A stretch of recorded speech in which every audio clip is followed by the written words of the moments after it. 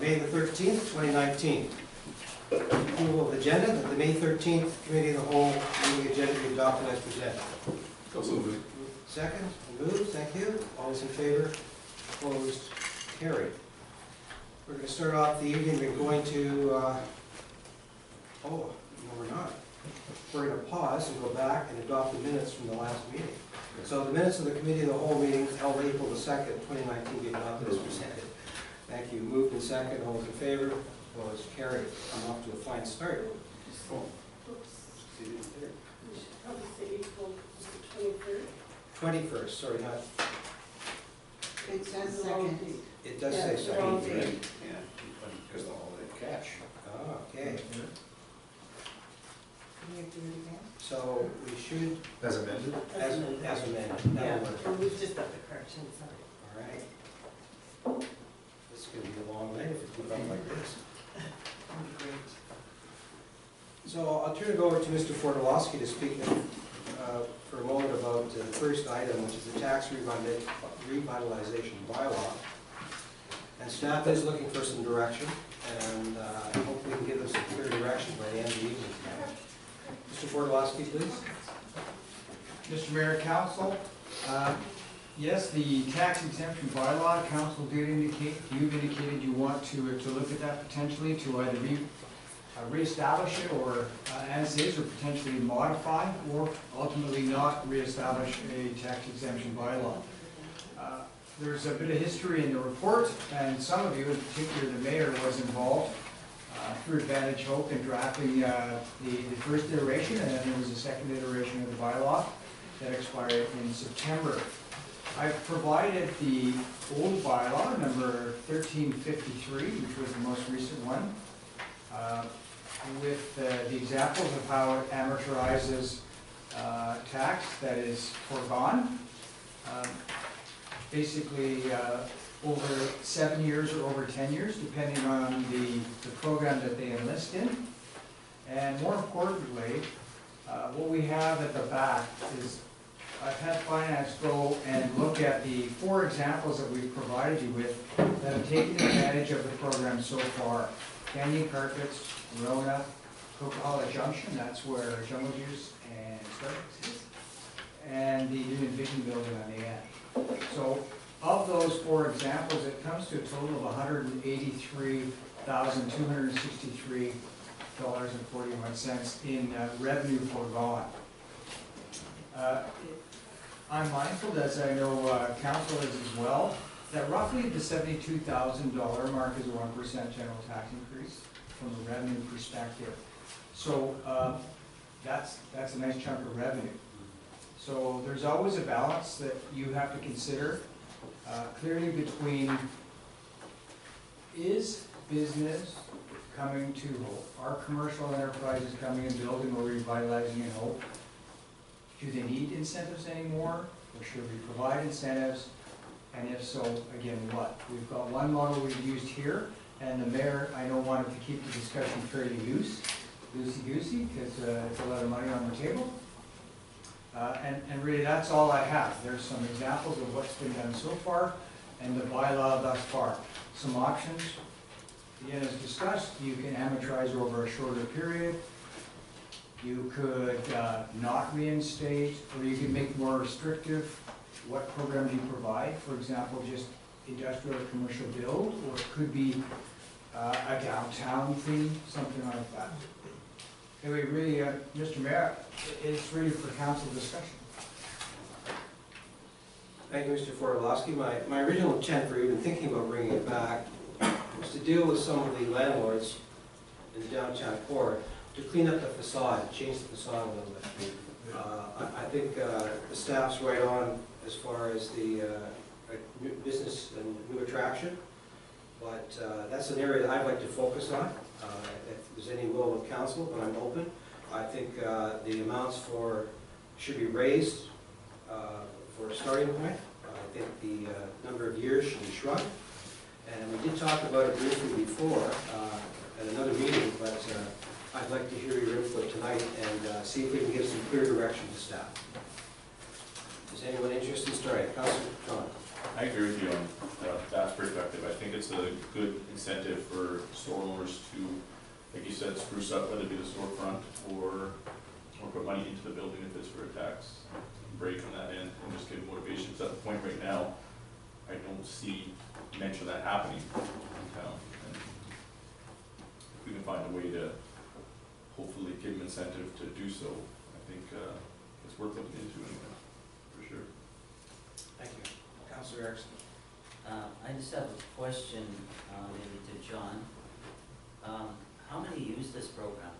Or did anybody use it over the years, or how many have used it, or is it still in effect? Some still in effect, There's at least one still in the pipeline, I believe. but that doesn't mean it's. Yes. Those are actually used? The 4 examples are the actual being used? Yes, those 4 examples Oh, have I thought been, that was just the example. No, So those are current? those are actual, The word example may have thrown you off. Yes. They aren't- they're the Yeah, I actual thought they were. ones. no, Okay. they're actually in the pipeline and we are forgoing those taxes. Oh. So we do have some. Yes, You know we've how got many? one left to There's process. 4, so 5. Okay, those are the only ones that are in the pipeline. There's one left according to the old bylaw that we still have to get through. Because it did lapse. Okay, By that law. was September. Yeah. So one made the deadline before it lapsed, so we're just processing.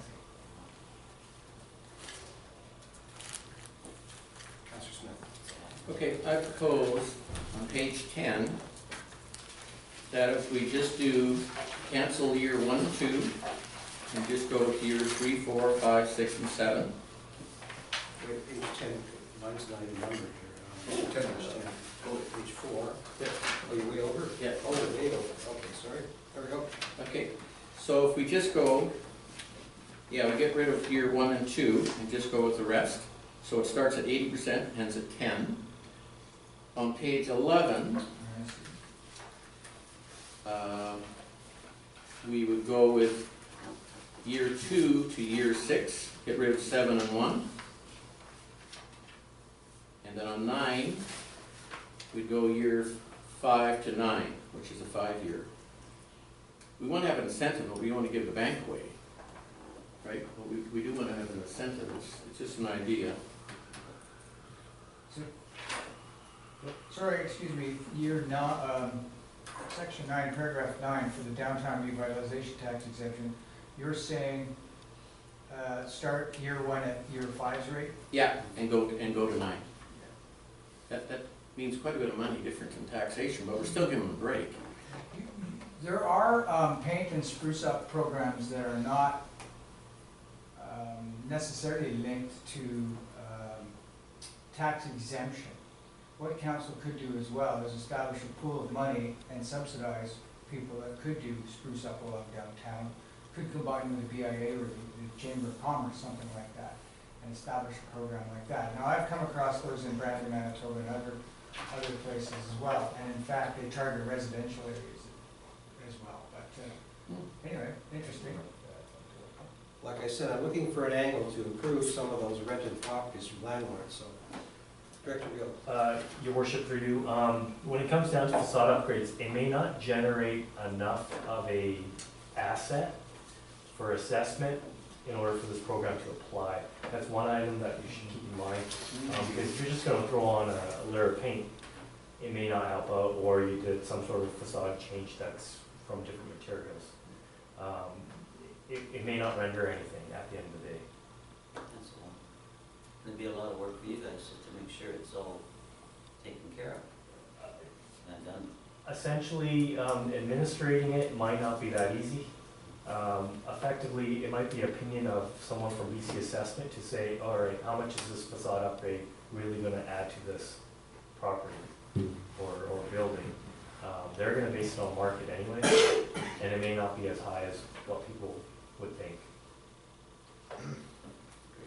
So in touching back on what the CEO has said, I think the other program may be more of an incentive for, let's say, facade upgrades versus using this document. Okay.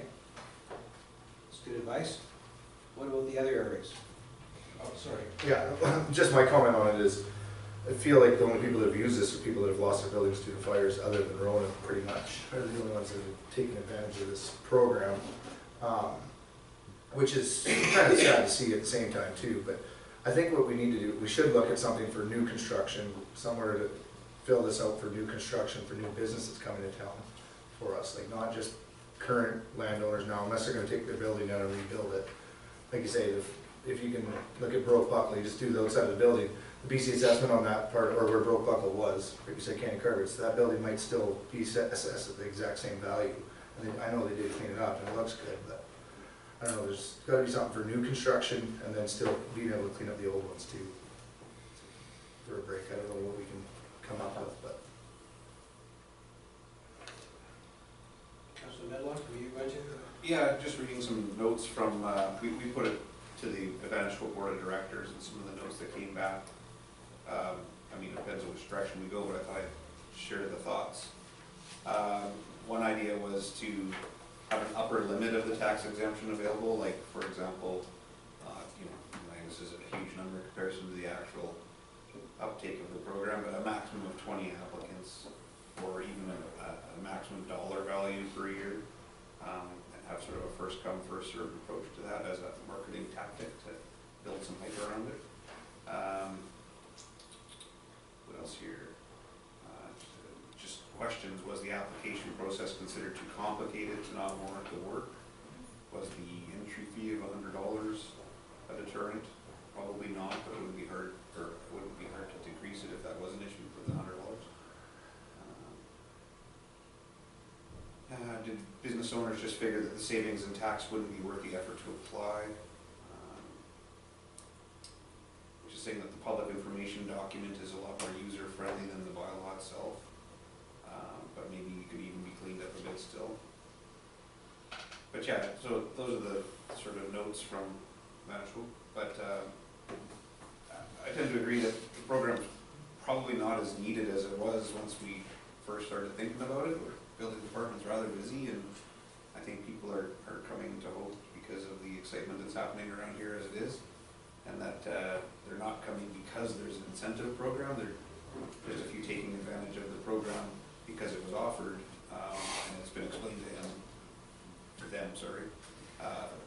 So I don't think we would really lose out on any new building construction if we didn't have this program at all right now, but it is something that we could keep in our back pocket for times down the road. If it slows down, we could bring it out again and fire it up. So maybe it's time to just look at something completely different and focus on downtown core facades and look at another type of program like RCAO has suggested. All right, your comments, Councilor? Anyone else want to contribute it? Councilor, Stewart? So when I was reading through this, I kind of felt like it was designed to bring in economic development, so new types of business, new employment for our community, not existing. And so some people I've talked to in business, when they go to a community to say, is this a place I'd like to start my business, they look for these incentives. So if they're going to open up a, I don't know, some kind of light industry here, and the light industry in a community that does offer the tax exemption, they're going to choose where the tax exemption is. So I don't think that Hope is still at that level where we should say we're comfortable with the amount of employment and the new businesses. I don't think we're there. And so for that reason, I like this policy. Now, I'm curious, is a standard maintenance bylaw possible for creating that, hey, you need to clean up your existing structure, or would those types of businesses be grandfathered, or what would a standard maintenance bylaw do for the facade on the main street, if we have it? Mr. Mayor, I don't know that we could regulate and define what the maintenance would look like, because every building might be different and the materials used in every building might be different. Perhaps that would be more of a question for bylaw, as far as something like, you know, the good neighbor and appearance enforcement side of the building. It would affect commercial businesses along the downtown core. There may be some research. I don't know, does the Director of Corporate Services have experience in that? I've seen this, in some of my past history, I've seen some business improvement programs in place to give incentives pour painting and upgrading and putting stone features on the buildings, but if you're gonna be really restrictive, it might be a deterrent for existing businesses to say, we've existed here for so long and granted it's a brick building and now you're making me paint it, like, that could be a very tough enforcement and have a negative impact to the business, current business owners. Thank you. Just thought of, Sure. I just checked it out on my phone here because I couldn't remember exactly what the details of the program were, but at one of our community futures conferences I was at a couple of years ago, the city, or Port Alberni Community Futures Office talked about a program that they've done. Read that one. Yeah, No, we're never doing this. Yeah. It's interesting. I'm just reading the quick details. So while a municipality can't offer financial assistance to business, they partnered with Community Futures on it. And what they did is they had a one-time grant for revitalization or renovation costs, facades, $5,000. So they called it their business facade improvement program. And the grant funding was 50% reimbursement to a maximum of $5,000 per building, $7,500 if it was a corner lot, an additional $1,000 to buildings facing a certain area of their town that they were focusing on. And then it was decided by a committee as to who got was awarded the grant, I guess. So it seems like a fairly simple program, and what they spoke about at the conference, they were highlighting it as a success and how they had a dreary old downtown core, and such simple things as splashing a coat of paint in bright colors and putting some planters out front, things like that, really livened up the downtown core, and those businesses reported better years than they've ever had, probably because of increased traffic. Like when something changes, people take notice of it and they'll go into those places instead of just walking by them like they have forever, because it's just dull and dreary, right? So that might be a way to do it, is partnering with maybe the Chamber of Commerce or even Community Futures, or both, and trying to come up with a program like that. One of the things that we discussed there too, Scott, was that some of the landlords that would be least likely to do improvement jumped on board. They did. They were quite impressed. Actually, there was one, I think, that owned like 23 properties And in town. he was all He over took it. up And they did thought he several never, properties. Yeah. Worked out very well. And he was one of those absentee landlords that people talk about, but, so that's true. It worked there, could work here.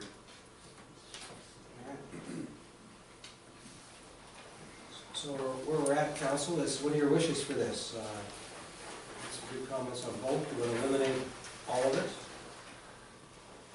Focus on another program with the facade improvements, or the downtown core, if you will, and leave the rest out. I still don't think we should demolish it completely.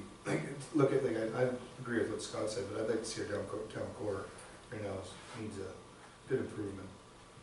Some of the buildings, I think we'd like to focus, I'd like to see us focus on that part of it, but not shy away from new businesses coming to town. Like we got, with something like the new Husky station going in, would they qualify for this? Right now, they probably would, if this bylaw was in. I don't know, I'm torn on it. The idea though is if we shrink it, right, so we're not giving. Yeah, I don't like it, it was how long You it don't was. get the and how much. 100% for it. Yeah. Let's start with like, what is it, 85%, go from there. The problem is too, like, I see a problem on it, that you're off of assessed value, now you went, so you get the 85%, you just took a blank piece of property that was worth $200,000 land value and put a building and everything on it, now you got an assessed value of 1.2 million on it, and you're giving them 85% off of that. That's $1 million now. That's a tough break to take too. I think the metrics of it doesn't work. It's too much almost. But how much are you getting this year? Right now, you're getting hardly anything from the land. Yeah, Yeah, there almost has to be in between. Yeah, it's gotta be a balance. yeah, it's a tough balance. It's I don't know, I'm torn on. tough to determine if that business is there because of the incentive program. Exactly. Or if Or you're they're- giving it just because. Yeah. That's the part that I'm challenged with. Yeah, are they coming to the business to get them? I guess, hate to ask staff to do more work, but I was just going to say, what's our competition that they're doing? What's the city of Chilliwack or Agassiz or Squamish? Or do they have similar programs where, like Councillor Studa mentioned, if a business is looking to relocate and they're thinking, well, Hope doesn't have a program, but District of Kent does, maybe I'll go there. Abbotsford, Do they have something? Abbotsford does, Chilliwack does, and I don't believe Agassiz does, Mr. Mayor. So we are competing with our close neighbors. Bear in mind, you don't have to give us direction tonight, I mean, you can mull this over with a little more time. But if you look in the schedule of on page 9 of the bylaw, for example, what Councilor Smith talks about, maybe focusing down, there are 3 areas: industrial revitalization, commercial revitalization, and downtown revitalization. So I mean, the bylaw could be shrunk down to focus on a particular area, depending on your discussions as well, and modified as far as amateurization or other features. So there are ways to have both. So you could have this in a reduced or modified form, and then we can still look into an improvement grant program that certainly I'm used to from other places, and you just mentioned from Port Alberni. And there's no reason they couldn't work together or have one and the other in your pocket ready to pull out should council decide it's time to activate. Well, council, how does that sound? I like that. And we'll refer it back to staff. Those are some good recommendations there, Mr. Forlowski, and we don't need to proceed any further with this tonight. Right, what I'm proposing, Mr. Mayor, is that we'll do some research on those other programs, and then you as a council, be prepared to discuss this more, because I think the particular tax revitalization bit has to be talked and debated about between you as a council to give us more direction on that. Yeah. So we'll provide that other part of the picture in short order. Some further financial examples might be of benefit for next time. Again, we don't, we'll have one that might be done, maybe not. We could grab some from other communities, but we're not comparing oranges to oranges because their assessments are different, their values. We have to really think about. If staff maybe could take an unnamed property in town with a couple of different scenarios with our numbers, propose that Councillor Smith drop the range to add to the mix for conversation, I would appreciate that. Understand. We'll bring that. Use the same examples with the matrix in there. Oh, we could do that. Yeah, Yeah. just that easier. We'll bring back a matrix, or matrices, for examples, and if we'd have shrunk the amortization or changed it, what would the relative worth be? Absolutely. All right, thank you for bringing that back. The second conversation tonight, I'd like to have a bit of a discussion on short-term rentals. It's been brought to our attention about Airbnbs in town and maybe require some regulation behind them. And I don't know, Director Bellingham, do you want to speak to this at all, or Mr. Forlowski? Well, I guess it was more what was council's, I think Councilor Tron wanted to bring this to forward for discussion and more what was the points on it that he wanted to discuss first. Okay, let's go back to the original, which is Councilor Tron, you prepared to speak to it tonight? Yeah, you guys light on what my angle is anyway. Okay. I was approached a month ago by a local business owner about, he's seen a drop in revenue past this winter, definitely, and last winter as well. And he's taken a different perspective on it, as in helping enlighten the situation to me, and I'm gonna do my best to kind of relay it on to you guys. Which I know, like in the tourism sector, we might like the idea of more accommodations for tourists. But I think from what I got from him is that he's in the sense that there's fewer homes available for rent and market value for younger or single families looking basically to come to Hope. And we just don't want to get the idea that there's a fear buyers have no intention of renting out long-term tenants. Basically only looking to make a short-term profit by having someone manage the home, someone come in and clean it. And in doing so, they wouldn't have any extra taxes, licenses, or any other overhead costs associated with such as this business does with a bed and breakfast. He just kind of approached me and decided it's something that we should talk about, but I told him that I'll do my best to bring it up and maybe discuss it and see what everybody else's opinion is. I know that some towns do not allow Airbnbs. I researched it 3 times in the past month, and I've seen highs of 13 to 15 Airbnbs in town, but it's so fluctuating because I could go out of town and list my place for a week or 2 weeks, and it fluctuates, right? You can't just like put it up for a month at a time or whatever, it's just like, just make it a matter of just right away and rent your place out, but yeah, I've done a little bit of research on it, and like I said, it's anywhere between 10 to 15 places here in town I've seen that rent it out, but I noticed just with him, I phoned a couple of the local hotels, and it's tough for them to kind of, with the influx of obviously people, traffic coming through, whatever, I didn't really get an honest answer at the local hotels, but just from the one business alone, he was concerned about with shortage of revenue over the past couple of years. And I told him I would bring it to you guys and we can talk about it. I don't know if you guys have had any experience with it in the past, but it's kind of fresh to me, but it was important that I brought it forward, so I thought I'd do so. Okay, thank you, Councillor Tron. To staff, please, do we currently have any B&Bs licensed in our business license program? We don't. And I'm currently doing a review of our business license fee Airbnb. schedule right now, so I'll be bringing that forward to council soon. So that could be something council might want to look at as short-term rental business license fees. And I've done a comparable with about 22 communities. So we can look at that matrix to see how many of them are doing that.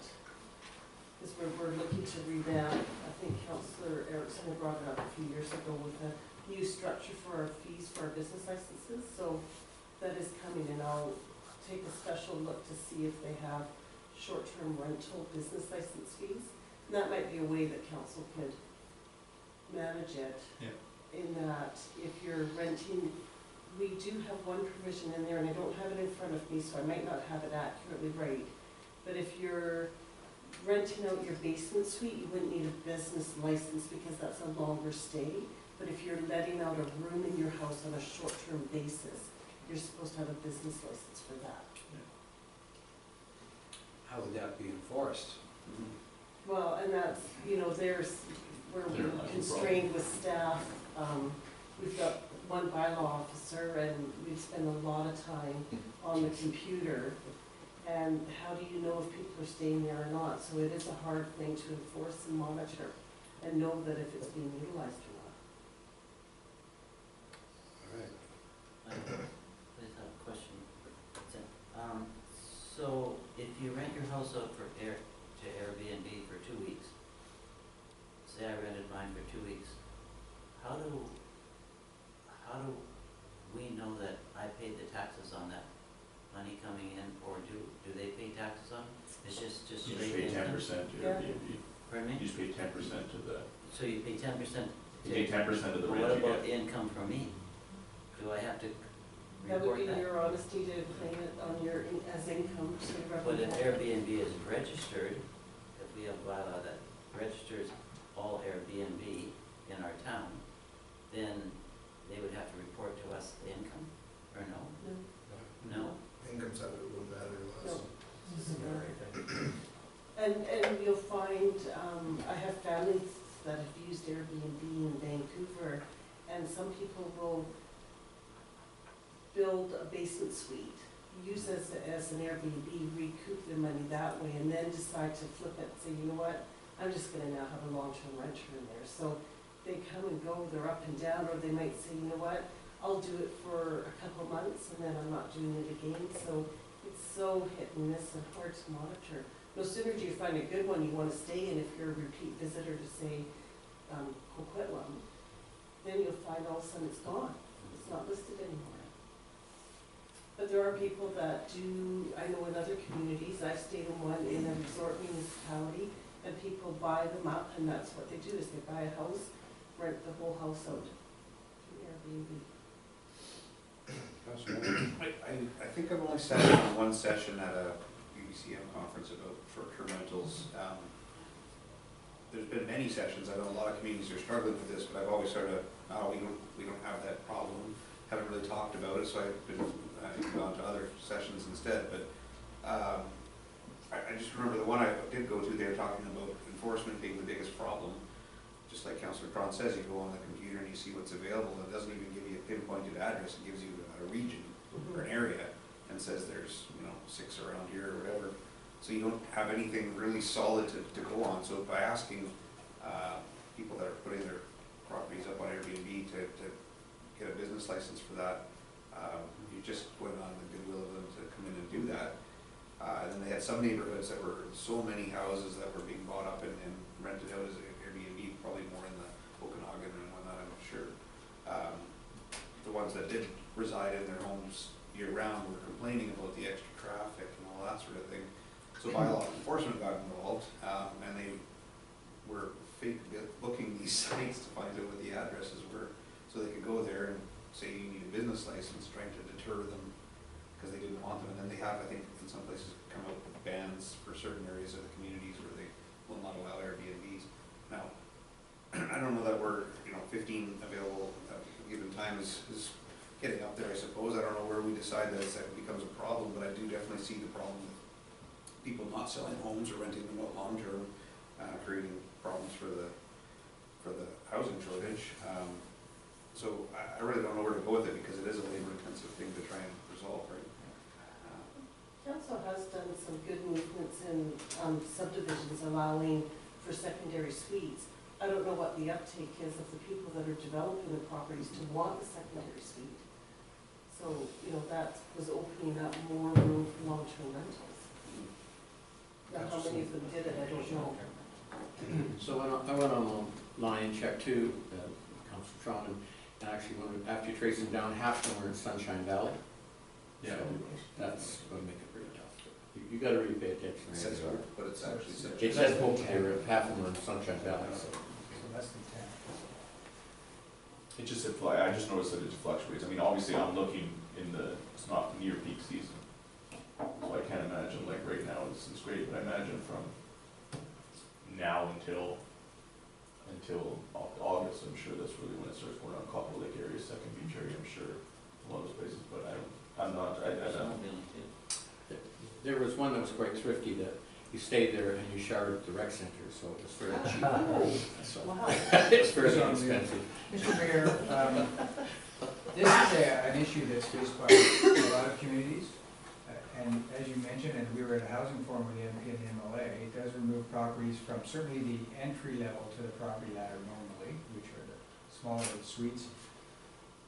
What I suggest is that both council and staff keep our finger on the pulse and monitor the situation, not only from the degree of the numbers and hope, but also the policy framework people are trying to develop to come to grips with this.